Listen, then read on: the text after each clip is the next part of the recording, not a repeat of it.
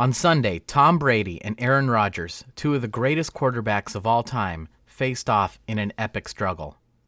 The Buccaneers would eventually win and advance to the Super Bowl, but the game came down to a critical third down at the very end. Let's take a look at that play. The Packers decide to play to their strengths and put the game on the arm of Aaron Rodgers, so they send 5 receivers into the pattern. Now, they're not all wide receivers. On the left side, we see the tight end, Robert Tonyan, and the running back, Jamal Williams. Remember, Aaron Jones was hurt earlier in the game.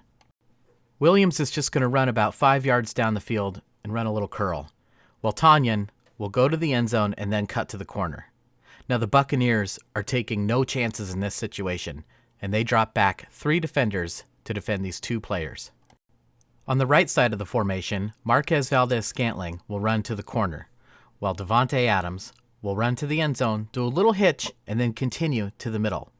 The reason he does this is because they have Allen Lazard right behind him, and they're hoping to get the Buccaneers to either miss an assignment or bump into each other and hope that somebody comes open.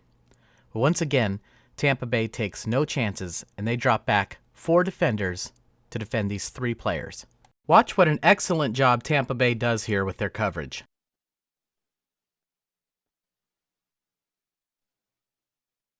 We can clearly see all the receivers for the Packers are covered. To make matters worse, one of the Tampa Bay pass rushers has beaten his man and has a clean shot at Aaron Rodgers. Rodgers will be forced to scramble.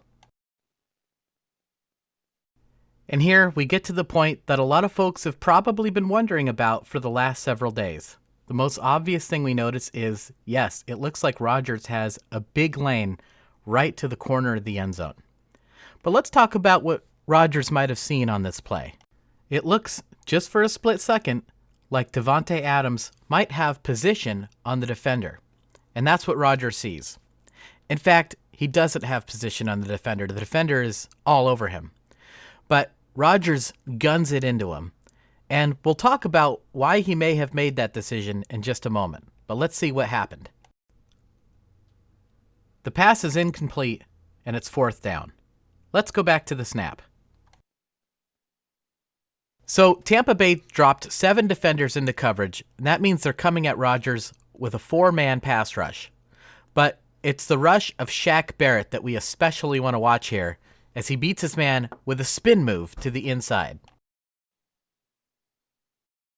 Now, Packer fans were upset about the penalty that was called later on in the game of pass interference, but let's go back to this play, and we see that Green Bay actually caught a break here. When Wagner holds Barrett, he was beaten so badly he reaches out and he's forced to hold him, and the officials did not throw the flag, allowing Rodgers time to escape the pocket. Now here is where Rodgers decides to throw it instead of taking the running lane. Let's talk about why.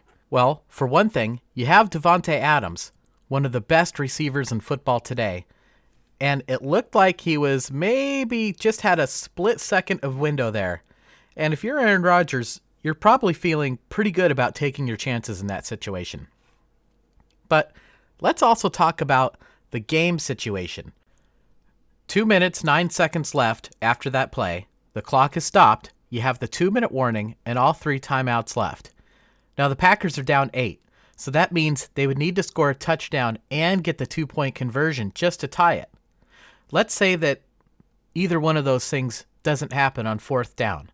Now you have the 2-minute warning and all 3 timeouts to try to get the ball back.